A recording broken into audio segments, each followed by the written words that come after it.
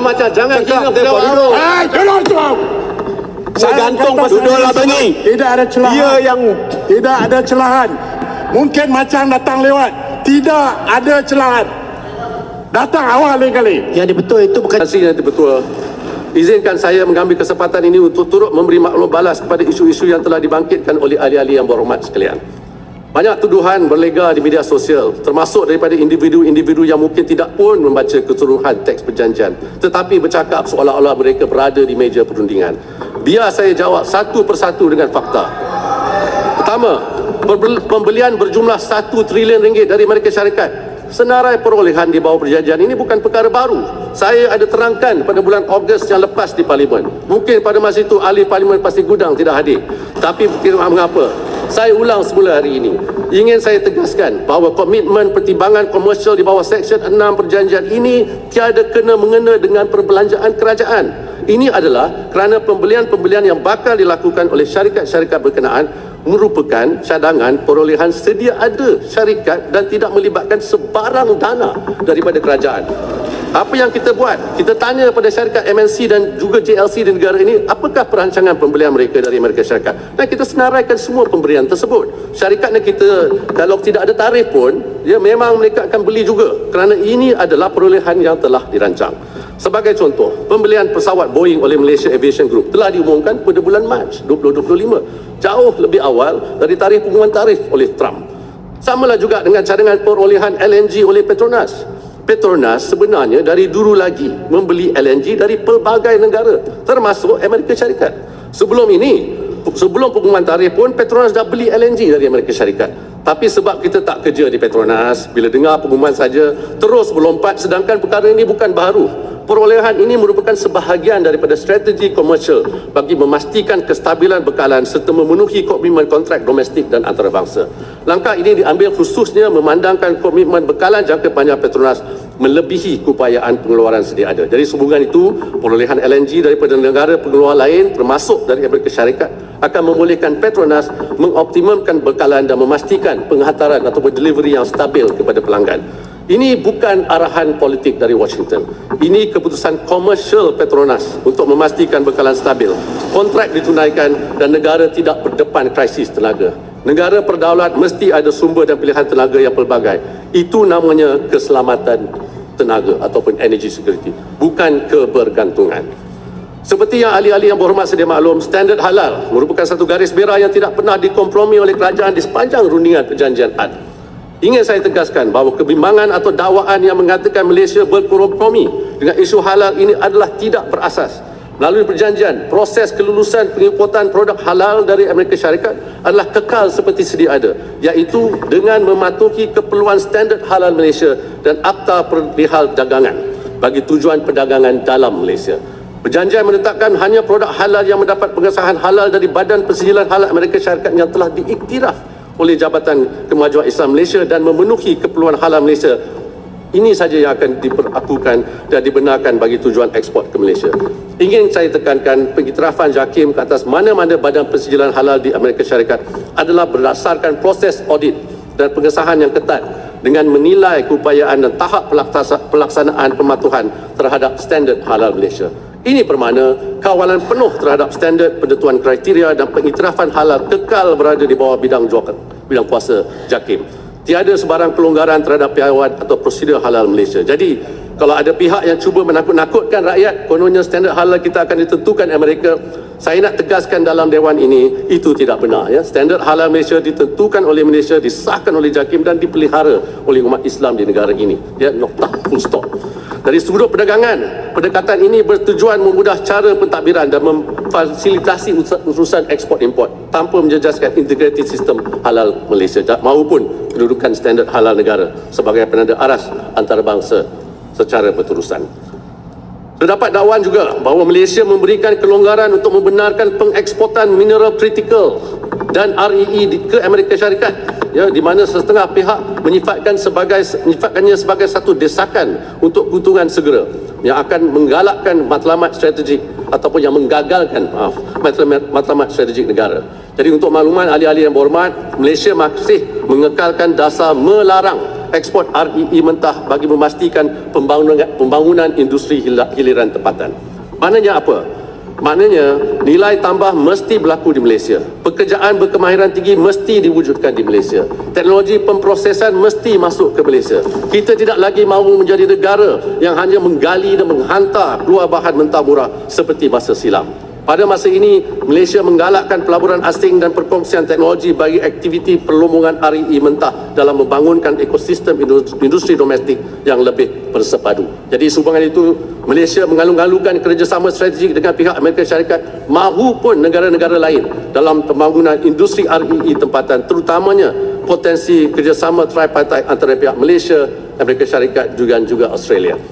Saya ulang, kalau ada apa-apa pembangunan sumber strategik negara, ia akan berlaku mengikut undang-undang Malaysia di tanah Malaysia dengan kawalan kedaulatan Malaysia. Ya, bukan sesuka hati mengikut kehendak pelabur asing. Saya juga ingin jelaskan satu perkara penting supaya tidak berlaku sebarang kekeliruan atau diputar belit. Dasar kita bukan untuk menghalang perdagangan selama-lamanya. Dasar kita ialah untuk menghalang ekspor bahan mentah murah yang tidak diproses supaya nilai tambah berlaku dahulu di Malaysia. Seperti mana sektor lain seperti oil and gas, getah, koko, minyak sawit, Malaysia tidak menghalang ekspor produk hiliran dan bahan yang telah diproses. Prinsip yang sama terpakai kepada REE dan juga mineral kritikal. Selepas diproses di dalam negara mengikut undang-undang dan piawaian kita sendiri dan selepas nilai itu dicipta di sini, produk hiliran bernilai tinggi bolehlah diekspor sebagai sebahagian daripada rantaian bekalan global. Inilah caranya kita memastikan pekerjaan berkemahiran tinggi, teknologi pemprosesan dan nilai industri kekal di Malaysia, bukan disedut keluar sebagai biji mentah dengan harga murah. Umumnya, pelaksanaan fasilitasi dan semua pelaburan di bawah perjanjian ini akan terus tertakluk dan dilaksanakan selaras dengan undang-undang dan dasar negara. Ianya bagi memastikan sektor strategik kekal dilindungi dan dalam masa yang sama memperkukuhkan peluang baru untuk rakyat dan juga industri domestik. Jadi Tan Sri Yang Ketua, berdasarkan faktor-faktor di atas serta kelonggaran yang diberikan oleh pihak Amerika Syarikat berbanding dengan tuntutan awal, perjanjian ini disifatkan sebagai kesepakatan yang memberi manfaat kepada kedua-dua pihak, termasuk sektor perniagaan dan ekspor Malaysia. Kenyataan ini disokong oleh pelbagai persatuan industri tempatan. Malah, ramai dalam komuniti industri memberitahu MITI secara terus terang kalau rundingan ini gagal, mereka bukan hanya rugi keuntungan, mereka mungkin terpaksa menutup operasi dan memberhentikan pekerja Malaysia. Inilah realiti yang kami tangani setiap hari, jauh dari platform politik maupun retorik media sosial. Saya juga ingin mengulangi bahawa pendekatan Malaysia dalam rundingan adalah berasaskan prinsip keterbukaan dan kepentingan jangka panjang nasional, berpaksikan kepada perlindungan bagi kelangsungan syarikat termasuk PKS dan rakyat Malaysia yang menimba rezeki melalui ekosistem sektor perniagaan dan pembuatan yang mana destinasi ekspor adalah ke pasaran Amerika Syarikat. Rundingan ini juga tidak bermaksud persetujuan mutlak ke negara terhadap semua syarat yang dikemukakan oleh Amerika Syarikat. Sebaliknya, perjanjian ini menjanjikan ruang untuk Malaysia memastikan semua ataupun peluang untuk berbincang dengan dan berunding sentiasa terbuka agar isu-isu dapat diselesaikan tanpa menjejaskan kepentingan dan kedaulatan negara. Dengan bahasa mudah, perjanjian ini bukan cek kosong kepada Amerika Syarikat. Ia adalah pagar yang kita bina supaya apa-apa tindakan selepas ini mesti melalui rundingan, bukan ugutan unilateral. MITI juga ingin terus menegaskan bahawa perjanjian ini bukan satu-satunya inisiatif yang dilaksanakan oleh kerajaan bagi menangani isu geoekonomik dan geopolitik global. Sebagai langkah jangka panjang, kerajaan sedar bahawa Malaysia tidak boleh bergantung pada hanya satu atau dua pasaran atau rakan dagang utama sahaja. Justru kita sedang giat berusaha untuk terus mempelbagaikan destinasi pasaran ekspor di samping mengukuhkan kedudukan Malaysia di pasaran yang sedia ada. Jadi pendekatan utama kita adalah melalui pengukuhan FTA sedia ada dan perundingan FTA yang baru seperti Republik Korea, UAE, EFTA yang berjaya dimuktamadkan pada tahun ini. Tan Sri Yang Ketua, dalam muktamadkan perjanjian tarikh timbal balas dengan Amerika Syarikat ini, saya ingin merakamkan penghargaan dan mengucapkan juga jutaan terima kasih kepada pasukan penjawat awam dan juga pelbagai kementerian, jabatan dan agensi yang membantu dan dirujuk sebagai sepanjang proses rundingan. Sememangnya, penjawat awam ini terdiri dari pelbagai latar belakang, kepakaran dan pengalaman. Selama lebih 6 bulan, mereka telah bertukus lumus, menggembleng usaha, bersengkang mata dan memerah keringat untuk memastikan kepentingan negara terus terjamin. Maruah kita terus terbela dalam kita dihimpit ke mulut tarikh timbal balas ini. Bayangkan perbezaan waktu 12 jam dengan Washington DC di Amerika Syarikat. Bermakna pasukan kita di Malaysia terpaksa berunding di waktu malam dan awal pagi ketika rakyat Malaysia kebanyakannya sedang lena di buai mimpi. Sesudah bersengkang mata, mereka masuk bekerja menjalankan tugas hakiki pula di siang hari. Tan Sri yang dipertua berbalik semula kepada prosesnya. Setelah berunding, hasil rundingan dengan rakan sejawat di Amerika Syarikat perlu dirujuk kepada kementerian-kementerian yang berkenaan untuk mendapat maklum balas dan kemudian diangkat untuk dibincang dan diputuskan di dalam kabinet. Saya sendiri pernah mengatur perbualan telefon di antara Presiden Tam dan Perdana Menteri pada pukul 6 pagi. Sememangnya proses rundingan ini rumit dan amat mencabar. Seperti yang saya pernah jelaskan sebelum ini, perjanjian tarif balas unilateral ini adalah sesuatu yang dengan izin Tuan Yang Ketua, Tan Sri Ketua, adalah unprecedented. Ahli-ahli yang berhormat perlu faham, kita bukan berunding FTA yang biasa yang selalunya mengambil masa bertahun-tahun. Rundingan FTA yang paling pantas yang pernah dicapai pun mengambil 18 bulan, 1,5 tahun. Kita berunding dalam keadaan Malaysia dikenakan tarif.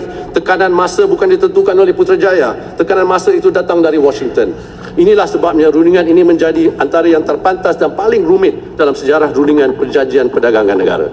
Justru kejayaan mengutamakan perjanjian ini jelas menunjukkan komitmen tertinggi para penjawat awam dalam memastikan kepentingan negara terus terbela. Jujur saya akui, saya cukup kecewa apabila ada di dalam dewan ini dan di luar sana yang membersenda dan memperkotak-katikkan usaha pasukan para perunding kita. Saya faham kalau ada serangan yang bermotifkan politik kepada pimpinan kerajaan, tapi janganlah kita memperlekehkan usaha dan pengorbanan para pejabat awam yang telah berusaha memastikan kedaulatan negara terus terjamin. Ada di kalangan ahli yang berhormat yang menyebut perjanjian ini menggadaikan negara tercinta kita. Saya ingin bertanya kembali, adakah yang berhormat masukkan para pejabat awam ini juga mau menggadaikan negara? 36 Tan Sri yang dipertua dan berhujah dengan fakta. Duduklah. Sudahlah, duduklah. Duduklah. Duduklah. Duduklah. Engkau parti pun tak ada lah. Duduk. Duduk. Civil servants. Kamu macam jangan kira pejabat awam. Saya gantung pasal duduklah Bangi. Tidak ada celahan. Dia yang Tidak ada celahan. Mungkin macam datang lewat. Tidak ada celahan. Datang awal lain kali. Yang betul itu bukan celahan, itu peraturan. Duduk. Itu peraturan dewan. Duduk. Satu. Saya kata selepas menteri besok akan ada. Esok dan cakap. Adakah peraturan tidak boleh disebut? Tuan Dewan. Saya kata duduk. Habiskan menteri. Ya, tinggal 2 minit je. Tan Sri dah betul. Pada akhirnya isu ini bukan tentang saya atau mana-mana parti politik. Isu ini tentang masa depan pekerjaan dan punca rezeki jutaan rakyat Malaysia. Ada daya saing perusahaan kita dan juga kedudukan ekonomi negara dalam dunia yang kian tidak menentu. Itu amanah kami sebagai kerajaan dan itu juga tanggungjawab bersama Dewan Yang Mulia ini. Sebab itu saya merayu kepada semua ahli yang berhormat, kita boleh bersaing dalam politik tetapi dalam hal mempertahankan kepentingan ekonomi dan kedaulatan negara, kita mesti kukuh bersama, bersatu sebagai Malaysia, satu suara yang jelas, tegas dan bermaruah. Jangan biarkan orang luar memecah belahkan kita. Sememangnya dunia sedang memerhati bagaimana kita bertindak balas walaupun dihimpit pelbagai tekanan. Ini bukan satu situasi yang ideal, tetapi kita bersama-sama mencari penyelesaian yang mampu melindungi kepentingan negara dan kesejahteraan rakyat. Biar dunia lihat bahawa Malaysia bukan negara yang tunduk mengikut tunjuk mana-mana kuasa, tetapi negara yang dihormati dan disegani, mampu berunding dengan yakin, menjamin kedaulatan negara, mempertahankan haknya dan melindungi kepentingan rakyat. Sekian, terima kasih Tan Sri.